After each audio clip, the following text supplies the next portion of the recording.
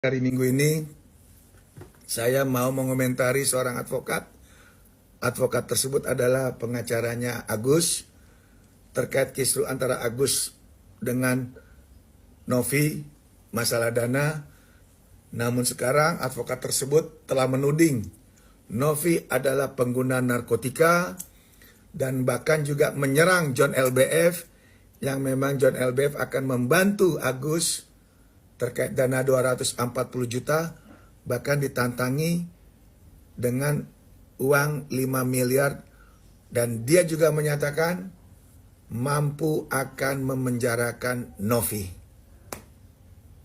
Saya sebagai seorang advokat hanya mengingatkan kepada rekan advokat, jangan melampaui surat kuasa yang kita terima dari klien. Ingat, kita ada kode etik.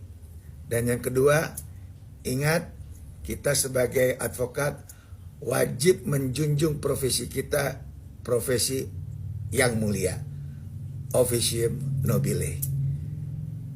Sehingga hal-hal yang memang di luar konteks surat kuasa, apalagi menyerang-nyerang pribadi orang lain, saya sarankan jangan dilakukan. Apalagi orang tersebut, orang yang niatnya baik untuk membantu klien daripada rekan advokat tersebut. Itu yang bisa kita sampaikan di hari Minggu ini, agar permasalahan tidak melebar, fokus kepada Agus untuk pengobatan matanya. Jangan nyerang pribadi orang lain, terutama Novi dan John LBF yang sudah niat ingin membantu klien daripada rekan advokat tersebut. Salam officium nobile, Tuhan Yesus memberkati. Tapi dia mempermasalahkan. Nah, menurut abang gimana sih? Maksudnya kan udah mundur. Ya kalau menurut saya udahlah, pasti dipermasalahkan lagi karena topiknya udah mundur. Tugas, kewenangan dan tanggung jawab ada di tangan Gary. Udah gitu aja. Sebenarnya gini lah ya. Saya sebenarnya udah nggak mau nih berkomentar tentang masalah Novi. Ya, orang-orang yang berkomentar masih mempermasalahkan uang donasi ini orang-orang yang nggak ada kerjaan. Ini kita ini sama juga meributkan telur busuk. Jadi andai kata telur kita dapatkan, udah nggak bermanfaat lagi. Udahlah kita berpikir, terutama Farhad Abbas ini. Ini udahlah, menurut saya udah tutup aja lah. Kita udah malu, kita udah kelamaan ini perkara, udah enak. Sekarang uang sudah di NTT. Ya permasalahan, tapi udahlah permasalahan pakai rekening Gary dan sebagainya udah kita tutup aja, udah selesai nih. Agus udah diributnya lagi, udah enak. Bang, tapi kan waktu itu kan sebagai pendiri yayasan, Bang. Minta dikembalikan 1,3 miliar. Ternyata dia menyerahkan ke NTT. NTT udah terima uangnya gitu, ya kan? Berarti kan ini main dua kaki gitu. Bukannya membantu orang buta, tapi menyiksa atau memeras orang buta namanya. Karena Agus buta ini dia harusnya tenang hidup berobat gitu, tapi dia ejek-ejek. Dari awal Densu sudah mengatakan bahwa kalau uang ini siapa yang ambil, termasuk Novi, dia akan sikat dan dia akan ganti uang pribadi.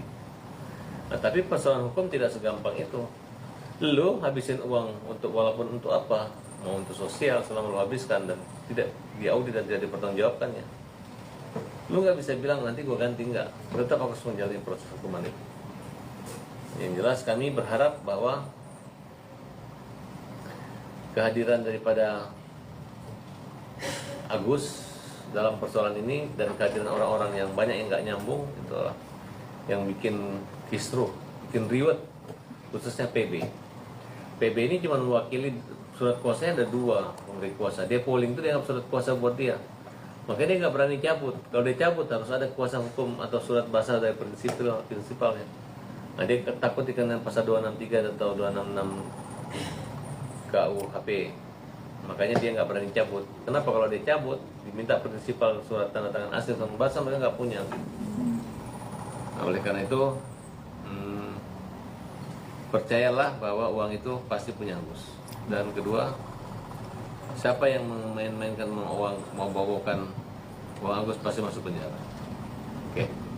Oke, Bang, ini kan ada kisru baru nih Bang, terkait kisru antara Novi dan Densu. Ternyata kabarnya itu adanya kesalahpahaman dari penyampaiannya Gary ke Densu nih Bang, yang membuat keduanya bisa dibilang tuh kabarnya konflik Bang. Walaupun dia kisru tidak tahu, selama uang itu salah prosedur menurut undang-undang perseroan atau undang-undang yayasan, itu tetap aja salah, nggak bisa diperbaiki. Jadi kalau saya lihat adanya perpindahan atau mutasi atau pergantian jabatan yang dimana belum keluar SK Menkumhamnya atau AHU-nya, tapi mereka sudah melakukan satu perpindahan dengan membawa notaris. Nih ya guys, gue nemu satu artikel tentang petisi. Cabut izin advokat atas nama Farhad Abbas, sudah tidak layak menjadi seorang lawyer. 1000 petisi sudah ditandatangani oleh 529 orang. Mudah-mudahan gua kalau tahu nih petisinya dari mana dan resmi, gue pasti ikutan. Kalau kalian ikutan nggak? Tulis di kolom komentar. Akhir dari Farhad Abbas supaya tetap di panggung menjadi sorotan publik kan job. Nah sekarang kalau masyarakat menganggap itu buruk terhadap Mas Agus, negatif juga terhadap Farhad Abbas. Dan Farhad Abbas kemungkinan juga siapa yang mau pakai jasa pengacara model begitu. Kan begitu nanti ujung-ujungnya tuh. Nah ketika sampai di situ tuh, di opini masyarakat juga buruk terhadap Farhad Abbas, kira-kira Farhad Abbas akan tetap memanfaatkan Agus lagi nggak? Ya kan enggak, buat apa juga dia nggak memanfaatkan buat saya kok. Opininya juga sudah buruk kok, udah jelek di mata publik, kan begitu. Nah, kemudian yang kedua, ini dari sisi hukum ya, buat Mas Agus ya. Ternyata pengumpulan donasi itu ada KUHP-nya, ada undang-undangnya. Coba perhatikan nih Mas Agus. Ini yang pertama, ya oke.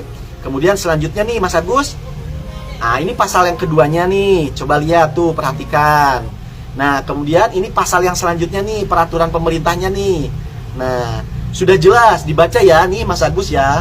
Berarti memang donasi itu tidak bisa sembarangan. Justru apa yang dilakukan oleh Novi untuk Anda itu menyelamatkan Anda dari Anda potensi Anda melanggar undang-undang ini, melanggar pasal ini. Anda diselamatkan. Toh dengan uangnya ditarik menjadi atas nama yayasan, Anda kan tetap tidak ngomong salah.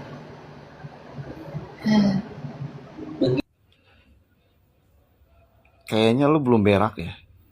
Udah berapa lama lu kagak berak? Soalnya liatnya mules. Bukannya kenapa-napi. Bukan juga gue khawatir sama lu. Kagak gitu konsepnya. Tapi rasa-rasanya lu perlu dicebok deh. Udah sana berak dulu. Biar muka lu bisa cebok dikit. Mules liatnya. Takutnya kepicirit. Udah sana berak. Jangan lupa cebok mukanya. Mules. Lu emang selalu salah. Lu lahir aja udah salah. Apalagi napas tambah salah. Sekarang pakai ngomong tambah salah. Makanya mendingan lu berak aja. Biar nggak nambah salah. Jangan lupa cebok. Ingat, jangan lupa cebok. Ada yang tahu nggak ini siapa? Ini pengacara baru Mas Agus, yang ketika interview atau wawancara pasti menggebu-gebu, seakan-akan tidak mau berdamai sama sekali. Cuman ngomongnya sering kepleset guys. Kepleset ngomongnya. Mau nanya itu siapa yang ngorok waktu pembicaraan itu, ada siapa yang ngorok? Ketua yayasan ini satu kamar dengan siapa? Karena dia ada yang ngorok. Saya pengen tahu siapa laki-laki yang ngorok di kamarnya ketua yayasan yang malam-malam itu. Kemudian ada suara laki-laki yang bilang ya.